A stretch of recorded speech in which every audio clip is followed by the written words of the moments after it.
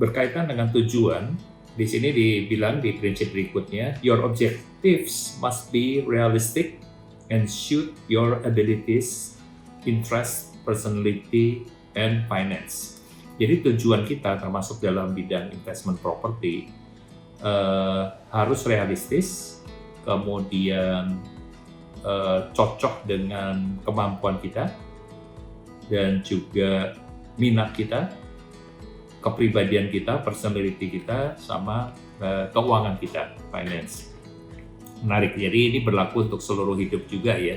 Jadi objektif kita, tujuan hidup kita atau tujuan bisnis kita ya harusnya realistik, kemudian sesuai kemampuan, sesuai minat, sesuai kepribadian kita, sesuai keuangan. Ada beberapa teori misalnya Ikigai ya. Ikigai itu 4 lingkaran yang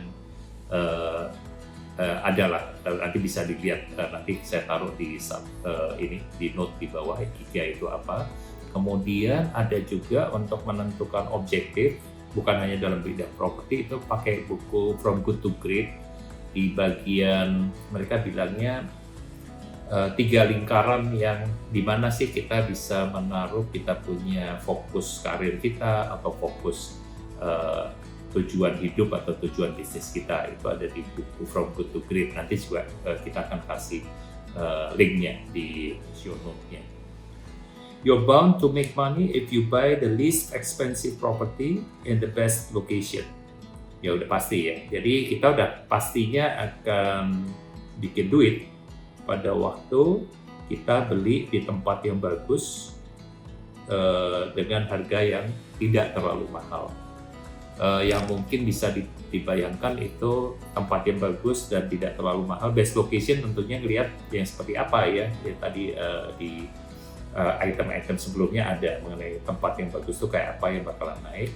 Nah kalau kita bisa nemu harganya nggak terlalu mahal di situ, itu mestinya kita akan bikin duit. Bikin duitnya kalau properti udah sering kita ngomong, ada 2 cara. Dari sewa maupun dari capital gain. Capital gain artinya pada waktu properti itu dijual, itu akan ada harga selisihnya ya. Jadi belinya berapa, jualnya berapa. Ini prinsip normal dan sering kita dengar, location is everything. When you buy a property, you want to get a sweeping view, not a view of the sweepings. Ini bercanda ya si Schumacher. Jadi dia bilang lokasi itu adalah segala-galanya.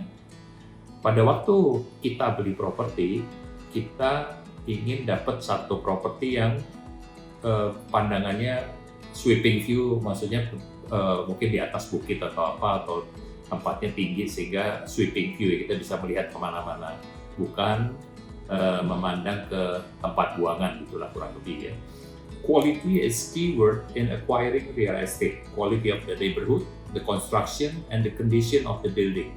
Jadi kualitas itu merupakan kata kunci dari perolehan pada saat kita mau membeli properti. Jadi kualitas apa nih? Kualitas neighborhoodnya, kawasannya, apakah tetangganya kayak apa tuh? Ya mesti datang, paling bagus sih datang, walaupun pakai Google bisa ya kita ngelihat tetangga, tapi tetap kalau untuk mau apalagi mau dipakai sendiri.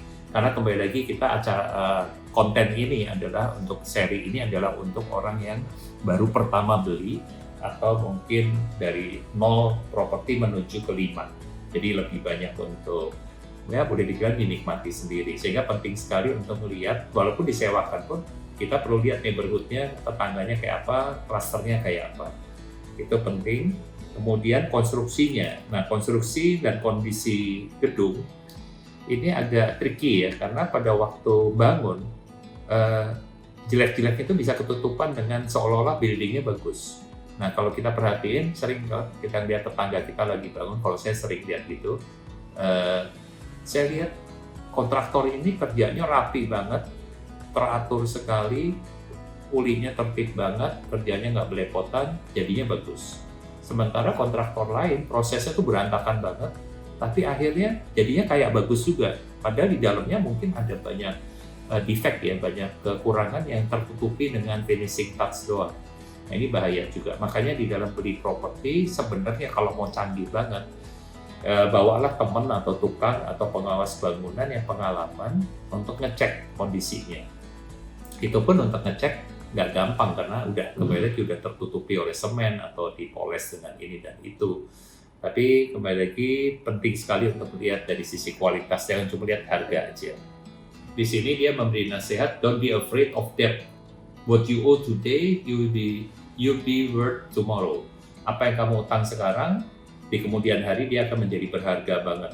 Memang soal utang mesti wise banget ya, tapi karena dalam konteks properti, apalagi properti untuk disewakan, bahkan sebenarnya properti untuk tinggal, rumah pertama, ya sangat menurut saya sih dalam kondisi Indonesia dan seluruh dunia yang inflasi tinggi, khususnya di daerah-daerah kayak Bintaro, BSD, Tangerang, Kabupaten Tangerang ini yang naiknya cepat banget.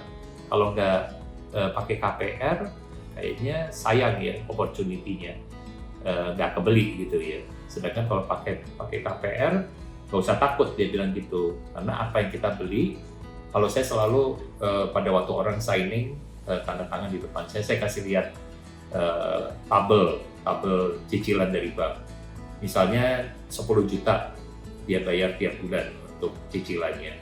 Tapi karena panjang banget 20 tahun masa kreditnya, maka saya bilang ini dari 10 juta ini sebetulnya pokok yang dibayarkan setiap bulan tuh yang mengurangi pokok hanya 2 juta misalnya gitu. 8 jutanya bunga masuk ke kantongnya bank. Nah ini orang awam juga harus tahu, tapi tidak usah takut karena si properti tadi yang harganya harusnya ditambahkan dengan si 8 juta kali 10 tahun atau 20 tahun itu tetap pada waktu diukur balik 10 tahun lagi harga properti berapa sih? Mungkin 8 kali lipat hari ini. Atau 20 tahun lagi mungkin udah 5 kali lipat atau bahkan 10 kali lipat. Walaupun itu tergantung banyak faktor, tetapi yang di sekitar saya rata-rata seperti itu. Makin kecil rumahnya makin cepat naiknya, berlipat gandanya. Berlipat ganda dalam 5 tahun, kalau zaman saya dulu waktu baru pertama beli properti tahun 88 bahkan dalam tempo 4 tahun kan bisa naik 4 kali lipat gitu. Kalau sekarang rata-rata saya lihat rumah kecil 5 tahun. Kalau rumah besar lebih pelan. Ini prinsip yang singkat. Buy real estate to fill a need. Itu cukup jelas ya.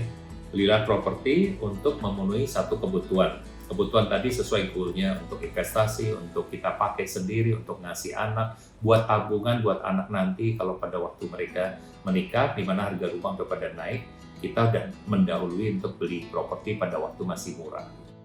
An ideal location to get started is in area with growth potential that has hit bottom and can't go anywhere but up. Jadi dia bilang lokasi ideal untuk memulai satu investment property atau untuk saat yang tepat untuk beli adalah satu area yang dengan pertumbuhan potensial yang bagus, yang pada waktu itu si tempat itu sedang ada di bottomnya, sedang ada di dasar ya, jadi lagi kalau kayak flow-nya gitu dia lagi di bawah tapi ada potensi untuk naik, tetapi kita bisa menduga bahwa itu udah mentok nih, bentar lagi naik.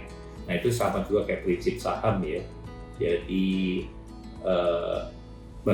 pertanyaannya bagaimana kita tahu itu sudah mentok, akan naik lagi atau apa. Nah itu pengetahuan lokal sangat penting.